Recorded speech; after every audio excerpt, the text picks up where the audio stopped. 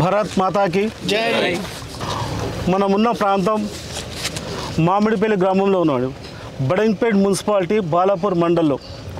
ఈ ప్రాంతం ఒకప్పుడు మొత్తం అడవిలాగా ఉంటే ఇక్కడ మేకలు మేపుకొని బలరా కాసుకొని వ్యవసాయం చేసుకునే భూములు ఇవి.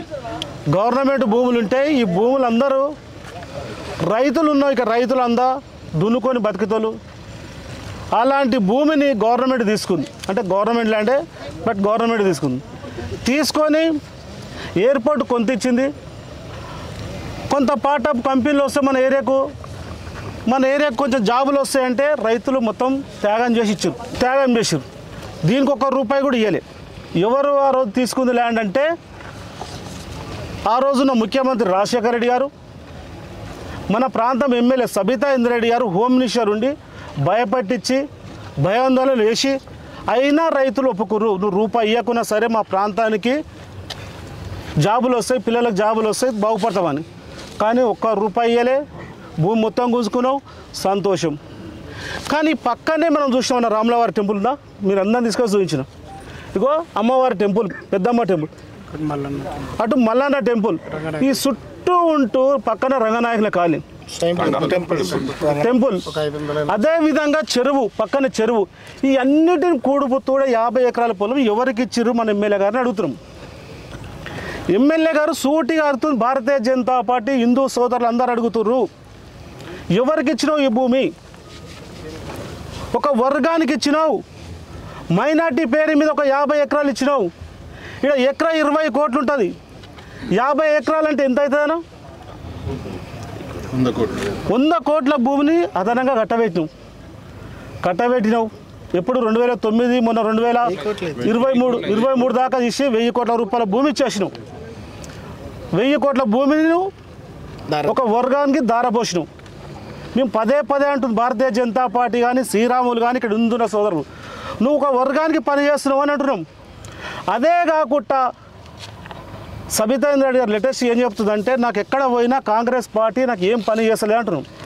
ఏం పని చేయకుంటే 100 కోట్ల జీవో ఎట్లా వచ్చింది? వీళ్ళకు 100 కోట్లు ఎట్లా జీవో వచ్చింది? స్కూల్ కట్టడానికే, మైనార్టీ స్కూల్ కట్టడానికే, ఇక్కడ మదర్సాలు నడపడానికే ఎట్లా వచ్చింది సబితా ఇంద్రారెడ్డి గారు అడుగుతున్నాం. అదేవిధంగా జల్పేళ్ళ నేను ఎలక్షన్ కంటే ముందు మాట ఇచ్చిన, నేను 100 పడకల హాస్పిటల్ కడతా అని 40 పడకల హాస్పిటల్ కడుతున్నావు. అంటే ఒక వర్గానికే నువ్వు ఎమ్మెల్యేవా అని అడుగుతున్నాం. ఇక్కడ హిందువులంతా నిజంగా కూడా మన యాకత్పూర, డబిలిపూర ఆ ప్రాంతంలో బాధలు భరించలేక, కొడుతుంటే చంపుతుంటే ఆ బాధలు భరించలేక మన బాలాపూర్ మండల్లో మీర్పేటలో, బడంగ్పేటలో ఇక్కడ వచ్చి 100 గజాలు 150 గజాలు తీసుకొని ఇండ్లు కట్టుకుంటే మళ్ళీ తీసుకొచ్చి ఈ వర్గాన్ని ప్రాంతాల్లో పెడుతున్నాం. అంటే ఏంది నీ ఆలోచన అని. ఈ మహేశ్వరం అనేది పేరులో మహేశ్వరం శివుడు పేరుంది. దీన్ని ఏం చేద్దాం అనుకుంటున్నాం అడుగుతున్నాం. సబితా బేగం అని పెడదాం అనుకుంటున్నాం ఈ ప్రాంతానికి. ఇట్లా నేను అంటుంటే కొంతమందికి కుచ్చుకున్నట్టు అనిపిస్తుంది. ఈ ప్రాంతంలో ఉన్న మా సోదరులే రేపు పొద్దు నుంచి తగులుతావురు. అరే మీకు దండం పెడతారా ఆయన, మనకు పంచాయతీ పెడుతుంది, మీకు అర్థమైపడలేదు. మీ అమ్మని అడుగురు, మీ అమ్మ అంటారు అమ్మ అని అంటారు, మేము అంటున్నాం బేగం అంటున్నాం. ఆ బేగంని అడగండి అడుగుతున్నాం. ఈ ప్రాంతంలో భూములన్నీ కొల్లగొడుతున్నావు. ఇదే కాకుండా చెప్తున్నాం. ఎందుకు బేగం అంటే ఒకసారి మీకు చెప్తాను వినండి. మన దగ్గర మహేశ్వరంలో డబుల్ బెడ్రూమ్ ఇల్లు కట్టినావు, మంకాలో కట్టినావు, సర్దానాలో కట్టినావు. ఎవరు ఆ ప్రాంతంలో అడుగుతున్నాం. ఎక్కడ చార్మినార్ రోడ్డు, ఎక్కడ యాకత్పూర్ రోడ్డు, వాళ్ళకి ఏ సంబంధం ఈ ప్రాంతాన్ని అడుగుతున్నాం. మన ప్రాంతంలోనే ముస్లింలకు ఇస్తలేదు, బయటికి వెళ్ళి తీసుకొచ్చి ఒక వర్గాన్ని తీసుకొచ్చి పెడుతున్నావు.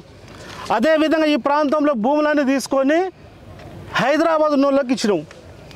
ఇంకా హజ్కి ఇస్తారా అంటే, అరే మన ప్రాంతంలో టెంపుల్ ఉన్నాయండి, మన తరతరాల ముత్తాతల నుంచి ఎప్పటి నుంచో గెలిచిన దేవతలు. వీళ్ళని కాకుండా ఉన్న చెరువును ధ్వంసం చేస్తారు. ఇది కాకుండా మనం ఏమన్నా సూర్యంగుట్ట ఎల్లమ్మకు భూమి లేదు, ఆడ రోడ్డు లేదు.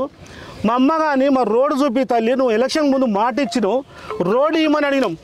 వాళ్ళు యాదిరారు. ఆ ప్రాంతానికి భూమి ఇవ్వాలని ఆలోచన లేదు.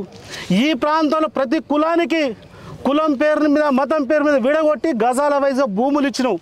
చాలామంది ప్లాట్లు ఇచ్చినావు. ఎందుకు మరి వాళ్ళకు ప్లాట్లు ఇస్తలేవు? ఎందుకు ఇస్తలేవు సబితా ఇంద్రారెడ్డి గారిని అడుగుతున్నాం. ఏమనంటే గవర్నమెంట్ మాది ఉందా అంటున్నావు. బరాబర్ నీది గవర్నమెంట్ లేదు, నువ్వు ఎలక్షన్కి ముందు మాట ఇచ్చినావు, నీ మాట ప్రకారం అవి ఇస్తలేరు అంటారు. మరి ఈ జీవో ఎట్లా వచ్చింది? 100 కోట్లు ఎట్లా వచ్చింది? వీళ్ళకి 100 కోట్లు ఏ విధంగా వచ్చింది? సబితా ఇంద్రారెడ్డి రేవంత్ రెడ్డి వేరు కాదు, అక్క తమ్ముడు ఇద్దరు మంచిగానే ఉంటారు, అలాయి బలాయి ఉంటారు, మంచిగా వాళ్ళకి కావాల్సిన పనులు చేసుకుంటారు. వీళ్ళకు బాసోలు అసదుద్దీన్ ఓవైసీ ఈ ముగ్గురు ఒకటే. ఈ ప్రాంతంలో హిందూ సోదరులకు దండం పెట్టి చెప్తున్నా, మీరు అందరు గ్రహించండి. మన ప్రాంతాన్ని మహేశ్వరాన్ని సబితా బేగంగా ఏమైనా పేరు పెట్టాలనుకుంటే చెప్పు, బహిరంగంగా చెప్పు. భయం ఎందుకమ్మా నీకు? ఈ ప్రాంతాన్ని సబితా బేగం పెట్టాలనుకుంటున్నా, వాళ్ళ ఓట్లతోటే గెలిచినా, నాకు అసదుద్దీన్ నిజంగా వచ్చి బహిరంగంగా చేసింది వాస్తవం కదా, నిజంగా మాట్లాడి నేను చూపించిన పేపర్లు వాస్తవం కదా. ఈ 50 ఎకరాల పొలంలో హిందూ టెంపుల్ ఉంటే ఈ టెంపుల్ని మధ్యలేసి భక్తులని అమ్మవారి టెంపుల్ పెద్దమ్మ టెంపుల్కి వస్తుంటే బెదిరియడం ఏందని?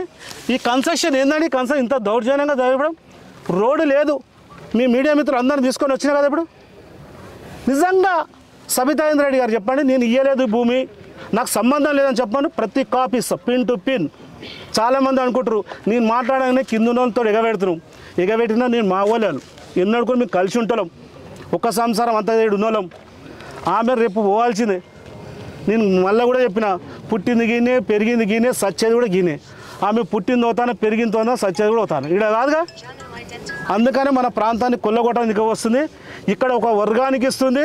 దీంట్లో మళ్ళీ చెప్తున్నా నడిపేది మైనార్టీ స్కూలు. ఏందని చెప్పినా కానీ ప్లాట్లు ఏమో చార్మినారు డబ్బిలిపురకి వెళ్ళి తెచ్చిచ్చినావు, ఇక్కడ భూమి ఏమో మొత్తం హైదరాబాద్ ఉన్న ఒక వర్గానికి తెచ్చిస్తున్నావు. ఇంకో విషయం మీకు తెలుసా, మీ అందరు కూడా పదే చెప్తున్నాం, ఒక్కసారి మీ అందరు తెలుసు, వేరే దేశానికి వెళ్ళి వచ్చి ఏడురన్నా సబితా ఇంద్రారెడ్డి బేగం అని ఎందుకన్నా ఒకసారి ఉంచాడు. ఇతర దేశాలకు వెళ్ళి వచ్చి మన దగ్గర ఉండి, మన బాలపూర్ మండలి ఉండి ప్రతి ఒక్కడు ఓటర్లో వాడే ఉంటాడు, సెంటరింగ్ పని వాడే వేస్తాడు, చెప్పుల షాపులో వాడే ఉంటాడు, ఇళ్ళ పనులకు ఆడే వస్తాడు. వాడు రేపు పొద్దున ఏడొచ్చో ఏ పుడుస్తాడో తెలియదు. మొన్న డాక్టర్ల ముసుగులో ఎట్లా వచ్చిరన్నా, ఎవరు వచ్చిరన్నా? ఈ ప్రాంతాన్ని కూడా మనం అందరం కాపాడుకుందాం. ఈ ప్రాంతాన్ని మనం కాపాడుకోవాలంటే ఈ బేగంను మనం వెలగొట్టాల్సిందే. ఈ బేగం సమాధానం చెప్తా అంటున్నా. సబితారెడ్డి గారు నిజంగా నీకు శాతనైతే మాట్లాడు, నిజంగా నువ్వు మౌనంగా ఉండవంటే అన్నిటికీ అంగీకరించినట్టే. నీకు శాతనైతే లేదు మాట్లాడడానికి, నాకు తెలుసు. నేను ఒక్క మాట మాట్లాడితే రేపు భారతీయ జనతా పార్టీ ఇంతకు 10 ఇంతలు తీస్తారు నా తప్పులని. ఇంకా చాలా ఉన్నాయి.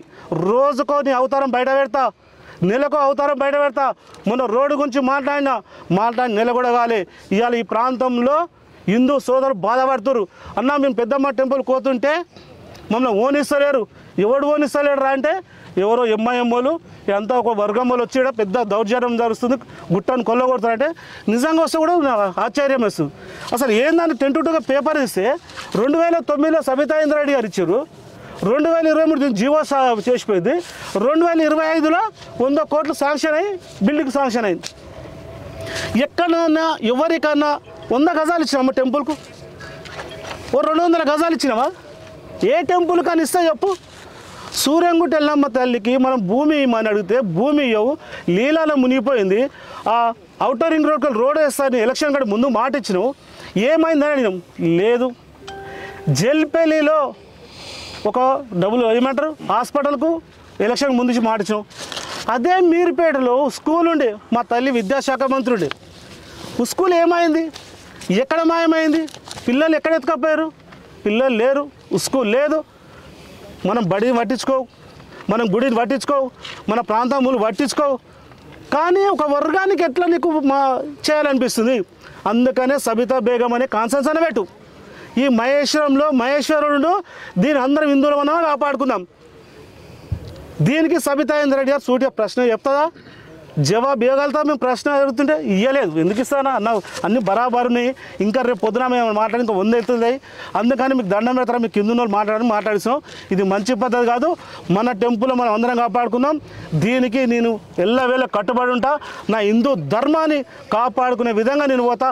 నా ఉత్సరమైన ప్రాణాలు ఇస్తా, కానీ నా హిందూ టెంపుల్కి ఏ అన్యాయం జరిగినా మీ అందరికీ అందుబాటులో ఉంటానని చెప్తూ సెలవు తీసుకుంటున్నాం.